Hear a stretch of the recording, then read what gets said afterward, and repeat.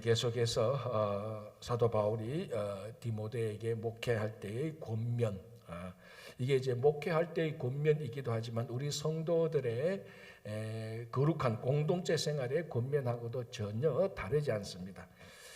자, 13절 보겠습니다. 이렇게 됐습니다. 4장 13절. 내가 이럴 때까지. 그러니까 이게 뭔가 하면 바울이 디모데를 에베소로 먼저 보냈습니다. 이 에베소 교회 지금 이 디모데 전서의 수신자 디모데가 어디에 있는가 하면 에베소에 있습니다. 에베소는 바울이 개척한 교회인데 이제 바울이 직접 에베소로 가서 그 개척한 교회를 나중에 더 목회적으로 돌보고 싶었지만 바울이 갈 형편이 못했습니다. 못되어서 바울의 믿음의 아들 디모데를 먼저 보내놨죠. 디모데를 에베소에 먼저 보내놓고 난 다음에 이 디모데 전서를 써보면서 에베소에서 디모데가 어떻게 목회를 할 것인가에 대한 권면하는 내용들이 디모데 전서라고 그랬습니다. 그래서 4장 13절 내가 이럴 때까지, 이 말은 그 당시 상황을 정확히 말하면 내가 에베소에 갈 때까지 디모데는 이렇게 목회를 하고 있어라, 이 말입니다. 13절 내가 이럴 때까지 읽는 것과 권하는 것과 가르치는 것에 전념하라.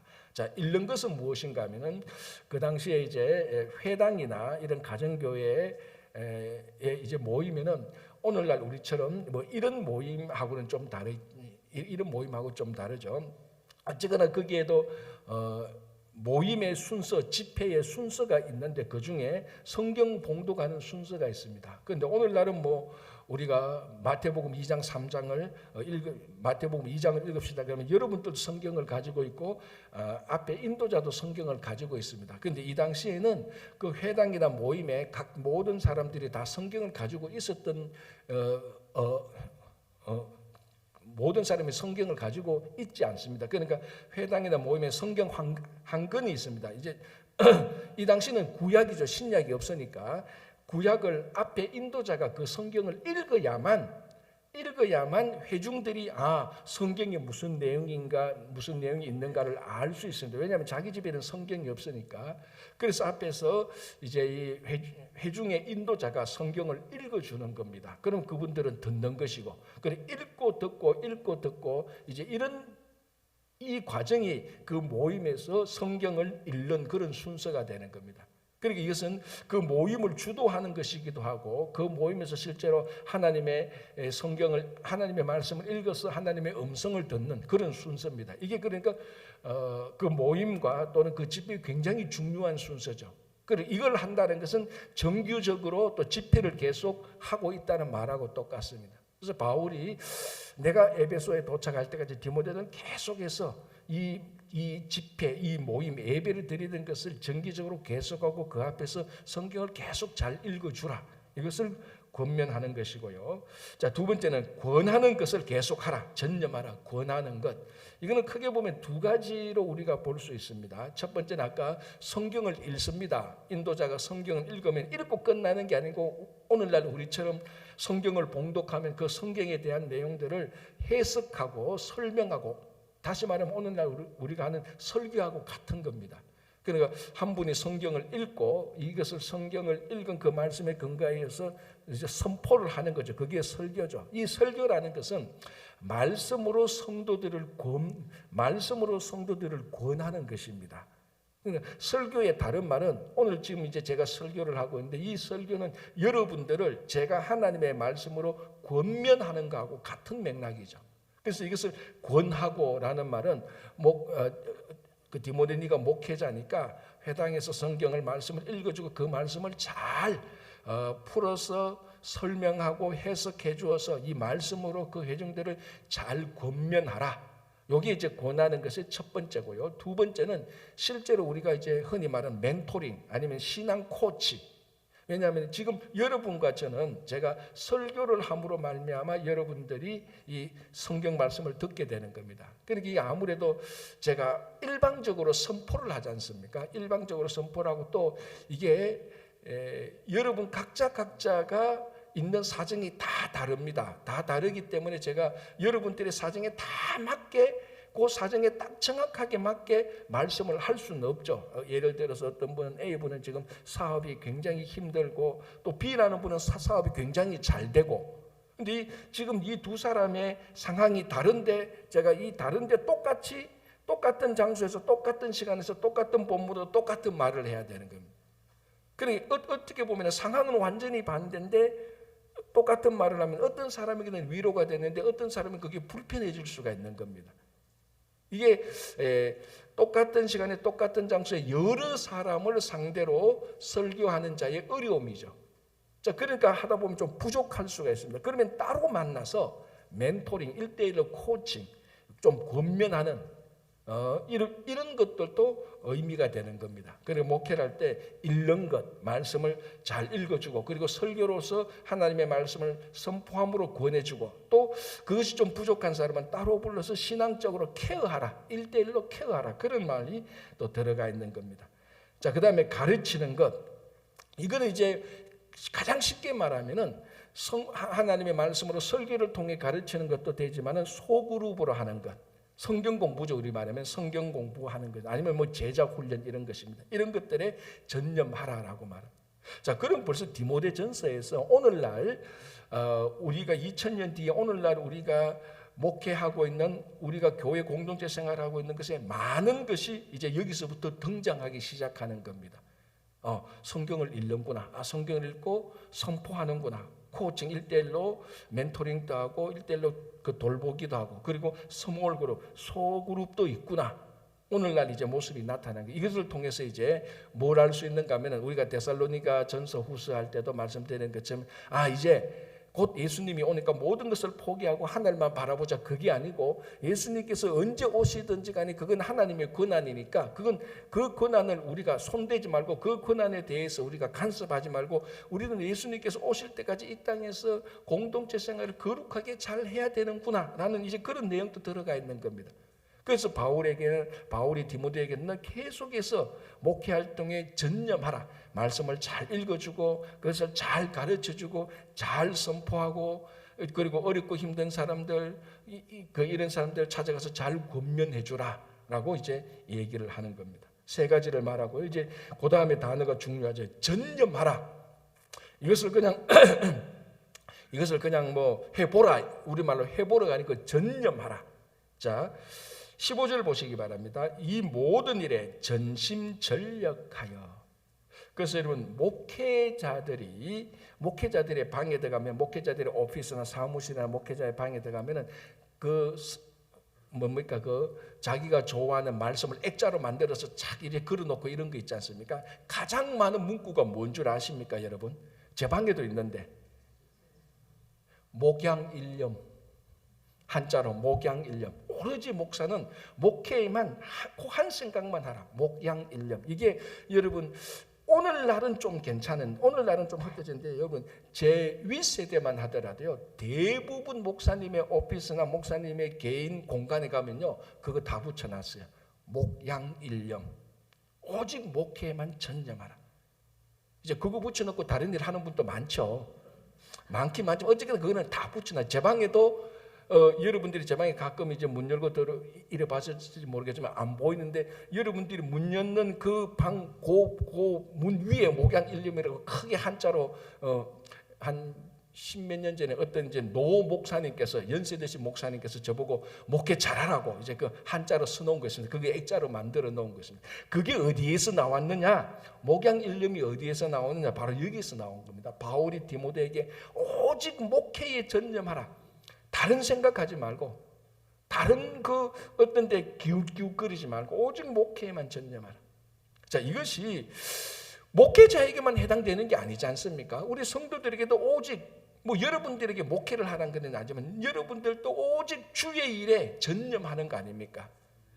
이제 그 기능이 다르죠. 저는 목회자니까 목회자로서 목회로서 주의 일에 전념하는 거. 여러분들이 성도로서 그 합당한 삶을 살아가면서 주의 일에 전념하는 것. 이게 똑같습니다. 그러니까 이 전념하라, 전심전력하라. 이것은 디모데뿐만 아니라 오늘날 우리들에게도 똑같습니다. 자, 지금 솔직히 여러분 마음속을 한번 보십시오.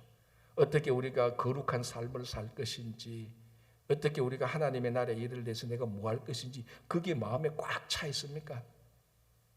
아니 흔적이라도 있습니까? 그래도 새벽에 나오신 분들은 흔적이라도 있겠죠, 그죠? 제가 여러분들을 과소평가하는 것이 아니고, 그러니까 이런 한번 생각해보시면, 우리가 이 사도 바울이 디모데에게 전력하라, 전심전력하라, 아주 집중적인 말을 하고 있습니다. 그래서 우리가 신앙생활할 때 하나님의 말씀을 보고 하나님에 대한 소망을 가지고 이런 것에 대하여서 우리가 좀 더 힘을 모으면 참 좋겠습니다. 자, 14절, 내 속에 있는 은사 곧 장로의 회에서 안수받을 때에, 자, 이 장로의 회에서 안수받을 때에 예언을 통하여 받은 것을 가볍게 여기지 말고, 이거는 진짜로 이제 선배 목회자가 후배 목회자에게 하는 특별한 이제 그 상황에서 맞아 떨어지는 이제 바울이 디모데에게 주는 권면입니다. 자, 내 속에 있는 은사. 자, 목회자에게는 하나님께서 목회적인 은사를 다 주셨습니다. 다음은 다양하겠지만은, 다양하고 정도의 차이는 있지만은 우리 목회자가 하나님께 주신 그 은사를 가지고 목회를 하는 겁니다. 그래서 사실은요, 우리 목회자들 보면은 다른 목회자들이 무엇을 잘하는 것을 부러워할 필요 없고, 하나님께서 내게 주신 은사 이거 가지고 목회 잘하면 되는 겁니다. 우리 물론 이제 목회자 이제 컨퍼런스 가면 이제 이런 얘기를 많이 하는 거죠. 그래서 다른 사람 목회하는 거 부러워하지 말고, 하나님께서 너에게 주신 그 은사를 가지고 하나님께서 너를 통해서 하는 목회에 집중하라, 이제 그렇게 우리가 많이 컨퍼런스를 하는 거죠. 자, 여기서 이제 내 속에 있는 은사, 그러면 우리는 목회자에게는 목회적인 은사를 주시지만 우리 모든 일반 형제 자매들, 우리 성도들에게도, 여러분들에게도 하나님께서 직분을 주실 때, 목회적인 직분이 아니고 목사적인 직분이 아니고 여러분 각자에게 장로, 권사, 집사, 교사, 선교대 이런 직분을 주셨을 때도 거기에 합당한 하나님의 은사가 반드시 있습니다. 그렇죠. 모든 직분에는 모든 은사가 있습니다. 그거는 성경의 진리입니다. 은사가 없는데 직분이 있을 리가 없죠. 그 직분은 사역을 해야 되니까, 사역을 하려면 거기에 합당한 은사가 있어야 되는 겁니다. 자, 그것을 이제 내 속에 있는 이 은사를 가볍게 여기지 말라라고 말합니다. 왜? 이 은사 자체도 중요하지만 이 은사를 하나님께서 거룩한 직분을 감당하기 위해서 하나님께서 우리들에게 주신 것인데 이것을 가볍게 여긴다? 자, 우리 한국에도 그렇지만요, 우리 그 집안의 가보나 그 집안의 보물로 여기는 것들이 있지 않습니까? 그 집안의 가보나 그 보물로 여기는 것 중에 어떤가 하면, 옛날에 우리 선조들이 우리 몇 대 할아버지께서 이거는 임금님에게 하사받은 것이다. 그래서 가보나 그 보물로 보관하고 있습니다. 이게 왜 중요합니까? 라고 물으면 뭐라고 말합니까? 임금이 우리에게 주신 것이다. 왕이 우리 집안, 왕이 우리 몇 대 할아버지에게 주신 것이다. 굉장히 귀하게 여깁니다. 그 집안의 보물이고 가보예요. 그 자손 대대로 물려줬단 말이죠. 자, 그러면은 왕이 우리 할아버지에게 주신 것을 그 후손이 자기한테 준 것도 아니고 그 자기 몇 대 할아버지에게 준 것을 자기 집안이 가보로 가지고 있는 겁니다. 자, 그러면 하나님께서 이 왕하고, 인간의 세상의 왕하고 조선시대 왕하고 비교할 수 없는 하나님께서 우리에게 직분을 주시고 그 직분을 할 수 있는 은사를 주셨단 말입니다. 자, 가장 원칙적으로 진짜 우리 신앙적으로 말하면 이게 조선시대 임금이 우리 할아버지에게 주신 어떤 물건이나 어떤 것보다 더 가치가 없는 겁니까? 아니잖아요.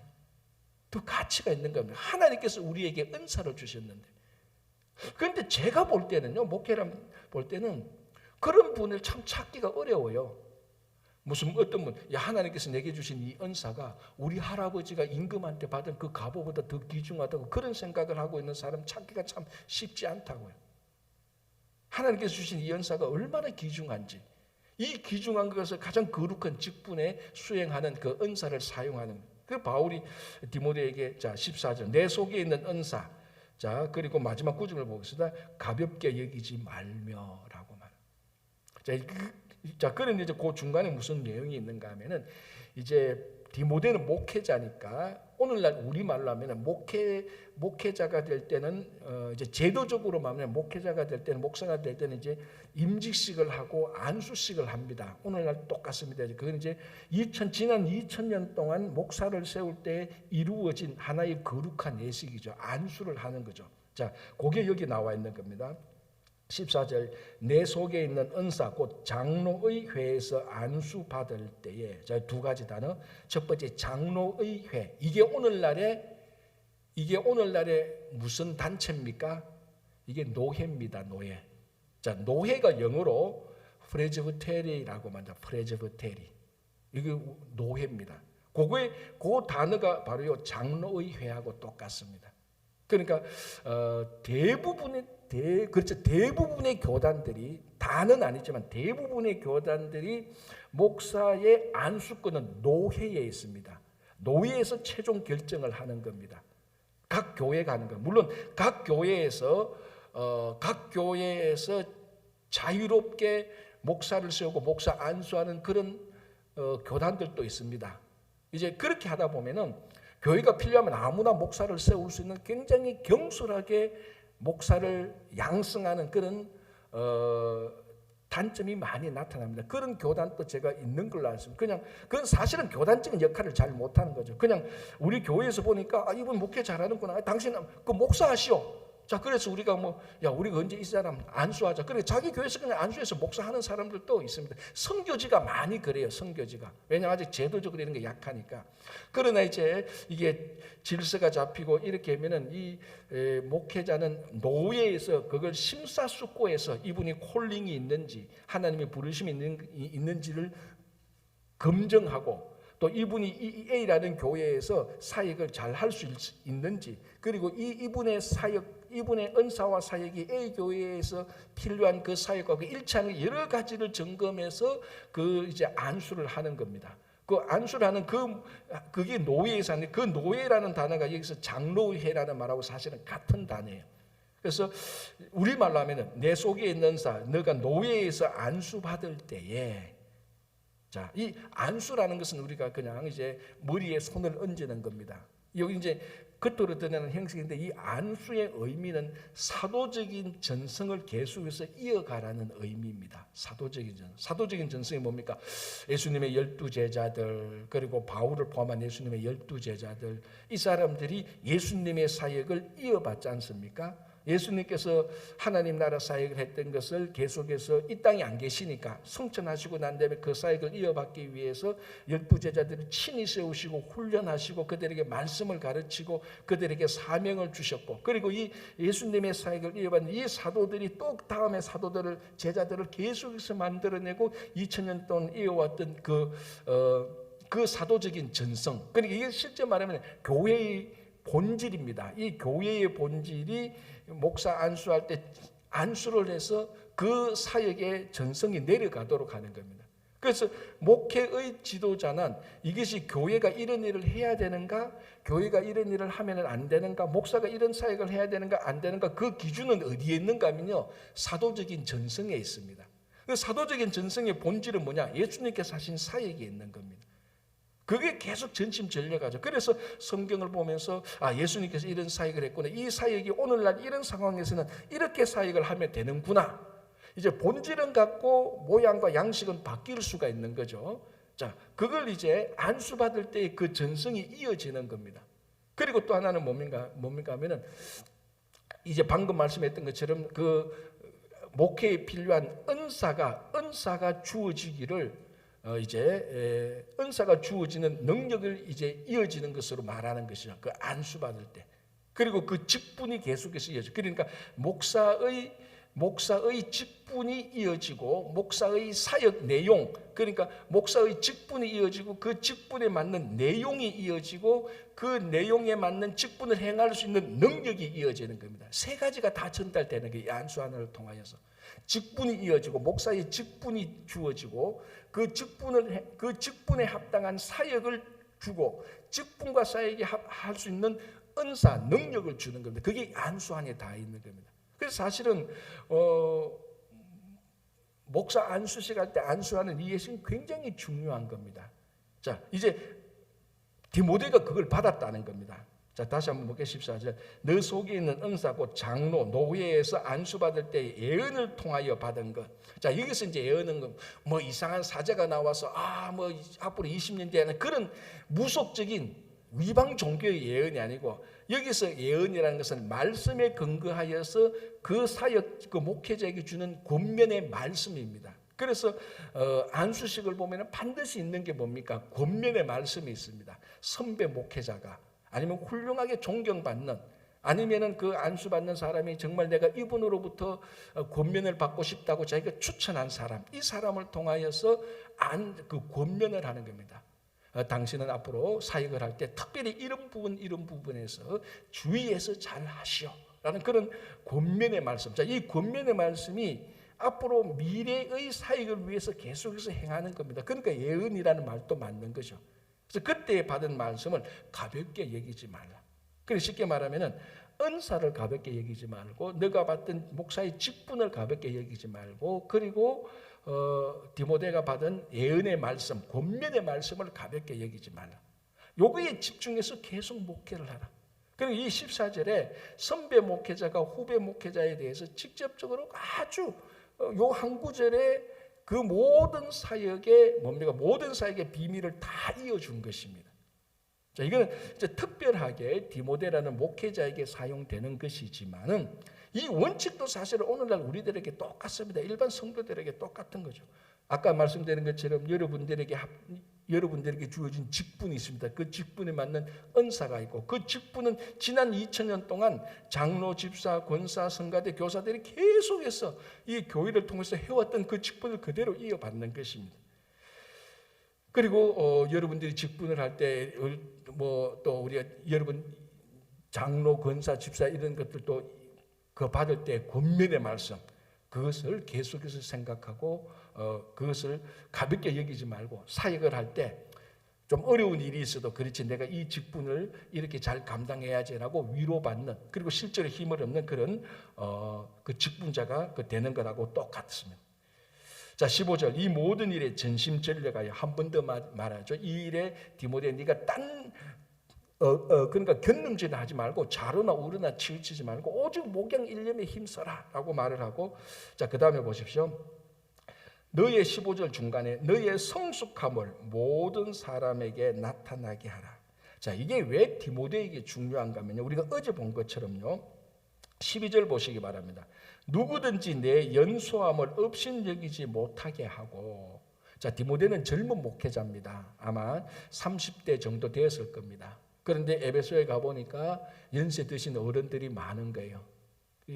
쉽게 말하면, 그러니까 이 디모데가 나이가 적다고 해서 가르치고 권면하니까 나이 많은 어른들이 자기가 뭘 알아, 인생을 살아봐서, 자기가 비즈니스를 해봐서, 이제 이런 식으로 연소함을, 나이가 적은 것을 업신여기고 무시하고 안 듣는 것을 바울이 미리 간파한 겁니다. 왜? 바울은 에베소 교회를 개척했고 에베소에서 실제로 그 사람들하고 목회를 했거든요. 그러니까 디모데가 지금 에베소에서 목회하는 그 사람들이 누군가를 정확히 알고 있는 사람이 바울이에요. 아마 이 편지를 쓸 때 바울은 어쩌면은 머릿속에 어떤 사람, 특정 어떤 사람이 염두에 있었을 거예요. 아, 디모데가 가면 그 A 누구는 분명히 디모데 나이 어렸다고 얕볼 건데, 마음에 어떤 그런 생각이 분명히 들었을 겁니다. 사람인데. 그래서 디모데가 말합니다. 디모데야, 누구 특정 사람은 지목하지 않는, 너 가면은 너의 나이 적은 것 가지고 사람들이 너 권위가 좀 안 쓸 수도 있을 거야. 그러니까 너의 연소함을 업신여기지 못하게 하라. 그러니까 너가 바르게 목회를 하라. 자, 그러면서 뭐라고 말하는 15절에 너의 성숙함을 모든 사람에게 나타내라. 자, 중요한 건요, 나이가 많고 적은 게 결코 아닙니다. 자, 여러분들 생각해 보십시오.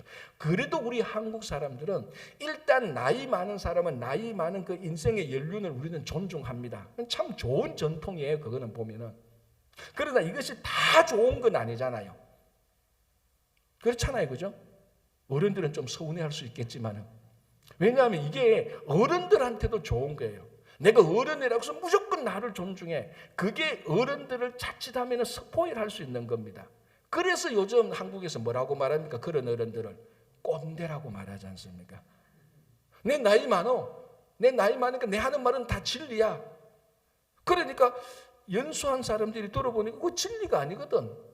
지금 시대가 무슨 시절인데, 지금 시대가 무슨 시절인데, 그러니까 그 어른들 살던 그걸 똑같이 갖다 대면 안 맞잖아요. 택도 없이 안 맞잖아요.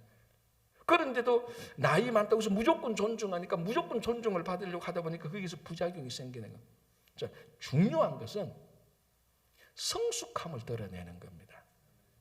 정말 어르신들이 성숙함을 드러낼 때 연수한 분들은 자동적으로 그분을 내심 존경하게 되어 있습니다. 그거는 모든 어느 사회든지 다 진리예요. 나이가 적은 사람에게도 성숙함이 드러낼 때 나이 많은 사람이 내 젊은이라고 얕보려고 했는데 말과 행실을 보니까 이 나이에 비해서 성숙하네? 함부로 하지 못하는 겁니다. 바울이 디모데에게 요구하는 게 그겁니다. 너 나이가 젊은 것은 어찌할 수 없지 않느냐? 네가 나이가 35살인 걸 뭐 50살이라고 속이겠니? 네가 45살이라고 속이겠니? 그렇게 해서는 안 되고 그렇게 할 수도 없고, 그러나 너가 35살이라고 하면은 너의 성숙함은 50대, 60대가 못지않게 너의 성숙함을 드러내는, 그게 존경함을 받는 겁니다. 실제로 목회를 해보니까 그렇더라고요. 어떤 연세 드신 분들은 목회를 그만큼 오래 해도 성숙하지 못한 분들이 있어요. 그런데 어떤 분들은 굉장히 젊은 목사인데도 내가 내보다도 10년, 15년 더 젊은 목사인데도 딱 얘기해보고 딱 보면은 내가 오히려 존경할 수 있는 그런 성숙함을 가진 젊은 목사도 있습니다. 그러나 또 반대로 이미 은퇴한 목사님들 어떤 때부터 얘기해보면은 저분을 존경해야 될지 말아야 될지 나를 갈등하게 하시는 분도 있어요. 그 중간은 그 근본은 뭡니까? 나이가 아니라는 거, 성숙함입니다. 성숙함. 물론 젊은 사람이 성숙하기보다는 어른들이 성숙한 경향이 훨씬 많죠. 대부분의 성숙함이라는 것은 인생의 연륜과 경험과 산수갑산이 아니고 산전수전을 다 겪어야 성숙함이 드러나는 것은 맞습니다. 그래, not always, 항상 그런 건 아니죠. 그래서 바울이 디모데에게 특별히 요구하는 건 뭡니까? 너의 성숙함을 드러내어서 너 나이를 없인 여기는 사람들에게 경홀히 받지 말라. 경홀히 여김을 받지 말라. 그래서 성숙함을 드러내라고 바울이 딱 지적해서 얘기해요. 15절 다시 볼게요. 이 모든 일에 전심전력하여 너의 성숙함을 모든 사람에게 나타나게 하라. 자, 이제 그 다음에 보십시오. 그럼 이 성숙함이 어떻게 이루어지는가에 대해서 바울이 이렇게 말합니다. 14절, 16절. 너가 너의 자신과 가르침을 살펴라고 말합니다. 굉장히 일반적인 말인데 아마 여러분들이 디모데 전후서를 읽으면서 디모데 전서를 읽으면서 4장 16절을 읽으면서 여기에 특별한 어떤 신앙적인 감동을 받고 한참 묵상했던 사람은 별로 없을 겁니다. 그러나 15절 끝부분에 너의 성숙함을 모든 사람들에게 나타내라. 이 성숙함이 어떻게 이루어지는 줄 아느냐? 항상 너 자신을 살피고 너가 가르치는 그것을 항상 살펴보라. 다른 사람을 살피기 이전에, 자, 우리가 교회 공동체에서 다른 사람을 살핀다는 것은 이 사람이 잘했나 못했나 판단하기 위해서 살핀 게 아니고 그 사람을 돌보기 위해서 살펴야 되는 겁니다. 그러나 내가 나를 살필 때는 내가 잘했는지 못했는지를 알아내기 위해서 살펴야 되는 거예요. 다른 사람도 살피고 나를 살펴야 되지만 목적은 완전히 다른 겁니다. 다른 사람을 살피는 것은 이 사람이 어려움이 없는지, 이 사람이 뭐가 필요한지 돕기 위해서, 돌보기 위해서 항상 살펴야 돼요. 그러나 내가 나를 살필 때는 내 말과 행실이 바른지 안 바른지, 내 눈에 들보는 보고 있는지 못 보고 있는지를 살펴야 되는 거예요. 근데 대부분의 사람들이 이걸 거꾸로 하고 있죠. 거꾸로. 저 사람들이 뭘 잘했는지 잘못했는지 판단하기 위해서 살피고, 자기는 자기 연민에 빠지려고 자기 자신을 살피는 거예요. 내가 뭐 잘못했어? 나 다 잘한 건데 왜 사람들이 날 인정 안 해줘? 그거 하기 위해서 자기를 살피는, 이게 전부 다 거꾸로 된 거예요. 거꾸로 된 거. 그러니까 성숙하지 못한 거, 자꾸 판단만 하는 거예요. 그래서 다른 사람이 잘못한 것은 늘 지적을 하는 거예요. 그런데 다른 사람이 잘못을 지적한 것을 자기에게는 그런 게 10개, 20개나 있다는 것을 다른 사람들은 보고 있는 거예요. 또 자기만 못 보는 게 자기만. 그래서 성숙하지 않는 거예요. 그래서 바울이 뭐랍니까? 너가 너 자신을 살펴라. 그리고 너의 가르침을 살펴보라. 너 자신 뭡니까? 나의 말과 행실이죠. 나의 말과 행실을 늘 살펴야 됩니다. 지난 주일날 내가, 자, 여러분, 주일을 지나고 나면은 저는 목회자니까 이게 습성이에요. 주일을 지나고 집에 딱 하면은 오늘 예배 드릴 때 이렇게 오늘 했는데 그게 내가 그 부분에 내가 잘못했다. 내가 그때 그 집사님한테 이런 말을 안 하는 게 좋은데 그때 그 집사님한테 내가 이런 말을 해줬어야 되는데 그때 내가 좀 과했구나. 아이고 내가 그때 좀 더 해줬구나. 집에 들어가면은 인간적으로 말하면 후회하는 것들이 널리 있어요.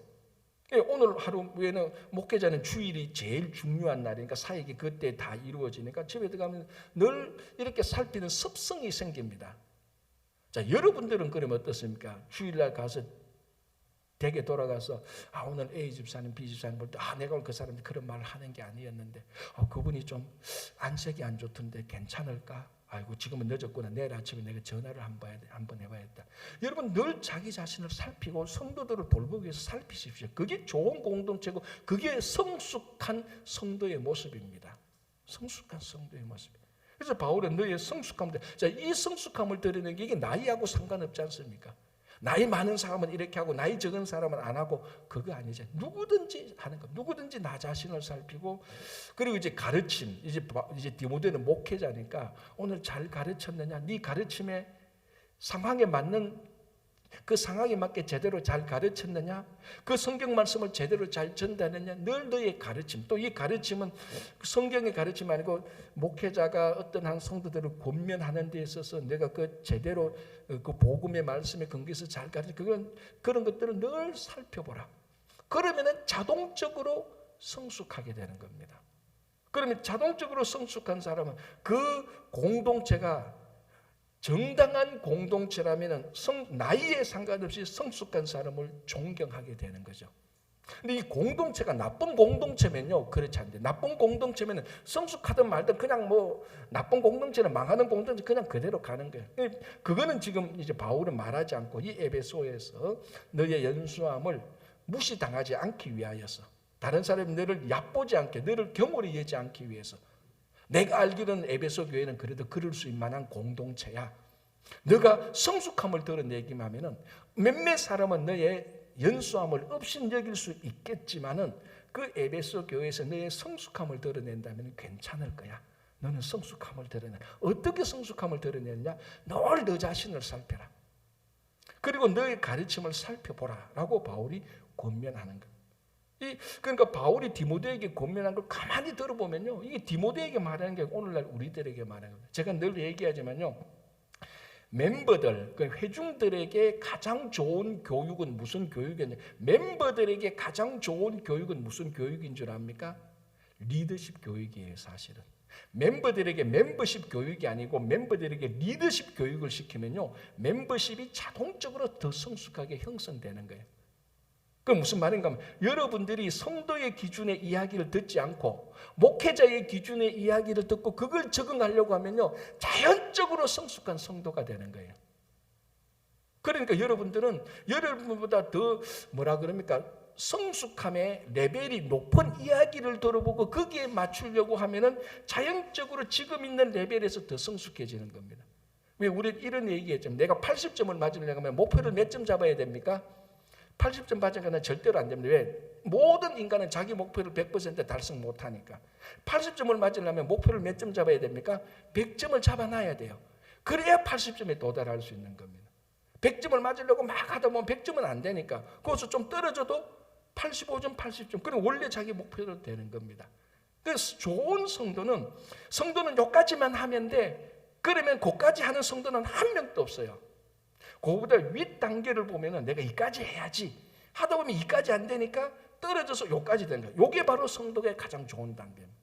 그러니까 이 디모데 전서는 어떻게 보면요, 역설적으로 목회자가 읽어야 되는 책이기도 하지만은 모든 성도들의 성숙함을 위해서 읽어야 되는 겁니다. 이거는 목회자가 하는 거니까 나가 무시해야 돼. 그게 아니고 목회자가 이렇게 하는 거 나도 그러면은 좀 더 좋은 의미로 이렇게 성숙한 단계로 나가야지 하면은 진짜 좋은 성도가 되는 거예요. 그래서 너가 너 자신을 가르침을 살펴. 우리 각자가 우리 가르침을 살펴야 되는 거예요. 자, 5장 1절 보겠습니다. 5장 1절 2절 볼게요. 이렇게 되어 있습니다. 늙은이를 꾸짖지 말고 권하되 아버지에게 하듯 하며 젊은이에게는 형제에게 하듯 하고 늙은 여자에게는 어머니에게 하듯 하며 젊은 여자에게는 온전히 깨끗함으로 자매에게 하듯 하라 하고 이제 5장에서 두 그룹의 사람들에게 권면합니다. 첫 번째는 과부 문제, 두 번째는 5장 17절 잘 다스리는 장로들 문제. 요 두 부분에 대해서 특별히 이제 아마 이것이 그 당시 상황에서 바울이 에베소에 있는 디모데에게 특별히 권면할 상황이 있었기 때문에 그렇습니다. 그래서 요 과부와 이제 장로들에게 권하는 이 내용은 다음에 보기라고 1절이지만 간단히 보겠습니다. 여기에 뭐가 있는가 하면은 자 늙은이가 나오고 글자 늙은이가 나오고 젊은이가 나오고 늙은 여자에게 나오고 젊은 여자가 나옵니다. 자, 요 모든 것들이 뭐냐면 하면 자 늙은이를 꾸짖지 말고 아버지에게 하듯 하고 젊은이에게 형제에게 하듯 하고 늙은 여자에게는 어머니에게 하고 젊은 여자에게는 자매에게 하듯 하고. 지금 바울의 생각은 뭐가 있습니까? 늙은이는 누굽니까? 자기 아버지예요. 늙은 남자. 그러니까 여기 늙은 여자는 누굽니까? 자기 어머니예요. 젊은 남자는 자기 형제고 젊은 여자는 자기 자매예요. 제가 어제도 그저께도 말했지만 여기서 바울은 교회를 뭐로 보고 있습니까? 가정으로 보고 있어요. 교회를 가정으로. 그래서 여러분 교회를 가정으로 볼 때 이 교회가 따뜻해져요. 교회에 정이 있어요. 어떤 교회는 가면요 사람들이 많고 적음에 따라서 따뜻한 교회가 있고 어떤 교회는 가면요 딱딱한 교회가 있어요. 그게 본질이 뭔가 하면요 그 교회가 가정적인 교회인지 안 가정적인 교회인지 기준입니다. 바울은 그래서 디모데에게 늙은이 젊은이를 아버지 어머니에게 형제 자매로 보고 있는 겁니다. 이 관점이 그대로 드러나고 있는. 그래서 우리 친구 교회가 계속 이렇게 교회는 가정이고 가정이 교회라는 이 생각에서 여러분들이 교회에 와서는 가정처럼 살고 여러분들이 가정에 가서는 교회처럼 하시면 돼요. 가정에. 그러면은 가정도 좋아지고 교회도 좋아지는 겁니다. 오늘 우리 여기까지만 하고요. 그 다음에 3절부터는 다음에 우리 같이 보도록 하죠. 그래서 여러분들 좋은 성도는 좋은 리더십을 가지게 되는 겁니다. 그래서 디모데에게 권하는 이 말씀이 여러분들에게 권면하는 다 말씀이 되어서 늘 성숙한 여러분들이 어디에 가도 성숙함을 드러내는 여러분들 되시기 바랍니다. 기도하겠습니다. 하나님 아버지 감사합니다. 바울이 디모데에게 권면하는 말씀을 들으면서 이게 꼭 목회자에게 권면하는 것이 아니라 우리 모든 성도들에게 권면하는 하나님의 말씀인 것을 저희들이 들으면서 매일매일 어디서 무엇을 하든지 우리 신앙의 성숙함이 드러날 수 있도록 도와주시옵소서.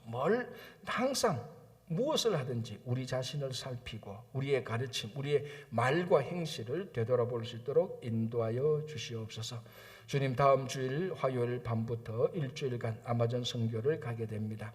아버지 하나님 우리 주일학교 유스그룹과 어른들이 함께 가게 되는데 우리 유스그룹 학생들 아버지님 정말 그 맡겨준 사역 잘 감당케 하고 어릴 적부터 선교의 일꾼으로 잘 성장할 수 있도록 도와주시옵소서. 또 우리 어른들 함께 가서 의료 사역과 안경 사역과 여러 사역들을 감당하게 될 때 피곤치 않도록 지켜주시고 건강 다치지 않도록 도와주시고 아무도 아프거나 다치거나 사고 나지 않도록 힘들지 않도록 주님 잘 감당하고 돌아올 수 있도록 주님께서 역사해 주시고 가는 사람들이나 남아있는 분들에게도 동일하게 선교에 참여할 수 있도록 은혜를 베풀어 주시옵소서. 아버지 하나님 또 다음 주일부터 시작되는